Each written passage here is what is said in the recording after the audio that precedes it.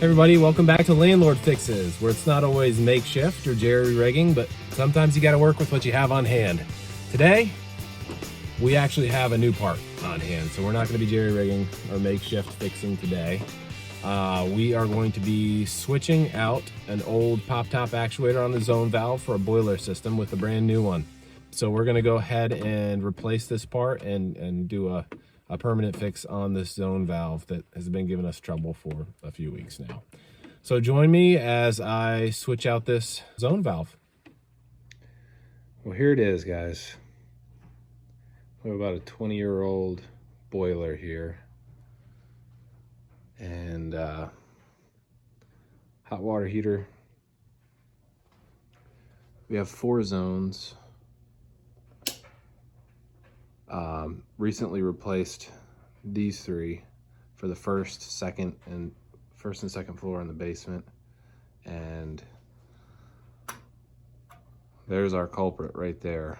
So the hot water hasn't been heating properly for a while, but we've been able to limp it along by kind of manually forcing it to heat the hot water. On each of these pop-top actuators, there's this little lever on the bottom that you can slide all the way over to the left and lock in place. And there's a spring in there that will kind of hold it and lock it in place there and force that zone to stay calling for hot water. And we've been able to do that for the hot water zone for a few weeks now, while we had a new pop-top actuator on order. And just tonight, while trying to force this open and lock it in place, this little lever actually finally just broke off. So it's definitely time for a new one. Thankfully, we just got the replacement part in the mail the other day. I like to try to buy local when I can, but unfortunately these Erie popped-up actuators are really hard to find at the local supply stores.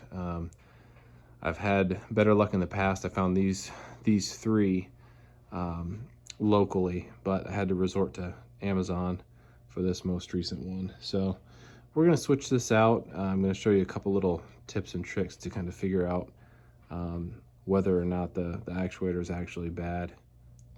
So here's a little trick, and this is a landlord tip of the day.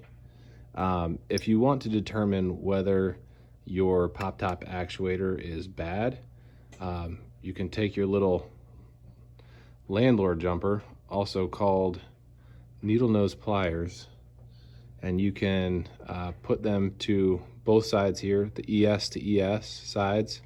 If you touch both those poles, and if the furnace or the boiler kicks on, that means your actuator is bad. So basically what we're doing is just jumping across and forcing this to call for hot water. And if this actuator were working properly, it would be calling for hot water right now and kicking the boiler on. So we know that one's bad, has to be replaced. We're gonna go ahead and loosen each of these screws, remove the wires, and remove the old actuator.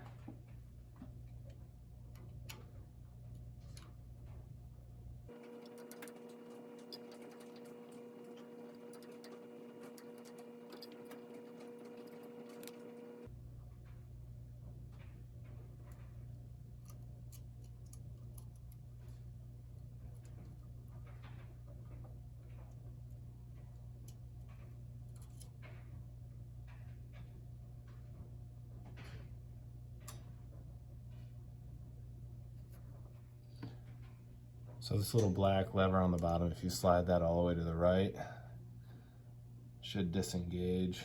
You should be able to pull it right off, like so. So that valve's leaking a little bit.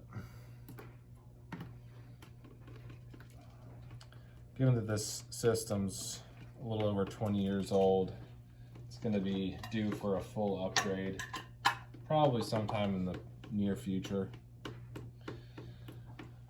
I've kind of held off on replacing these valves with the Honeywell actuators until we actually have to replace the whole system. I'm gonna have to replumb this whole setup. So put a new actuator on there. Hopefully it stops leaking here, and maybe get another year or two out of this. Okay, here's our new actuator. Go ahead and slide that out.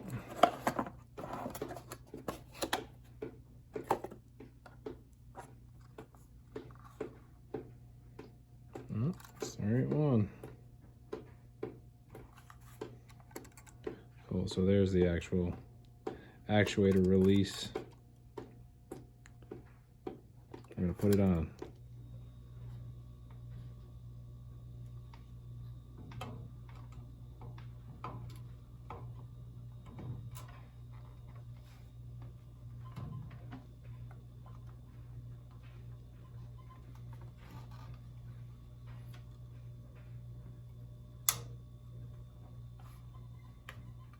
All right, so it's on. I just need to rewire it and we'll be ready to go.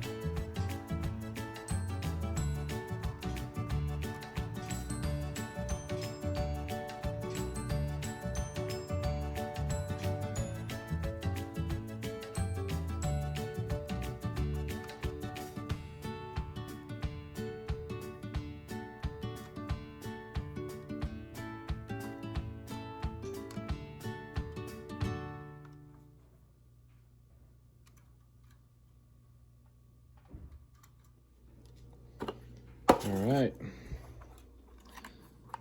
Back up this old one. Get rid of that.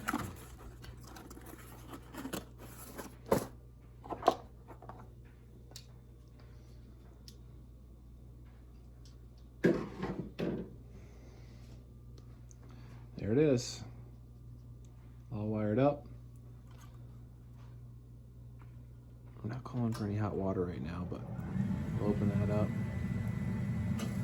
And as you can hear, that boiler kicked right on. It's a good sign. Cool.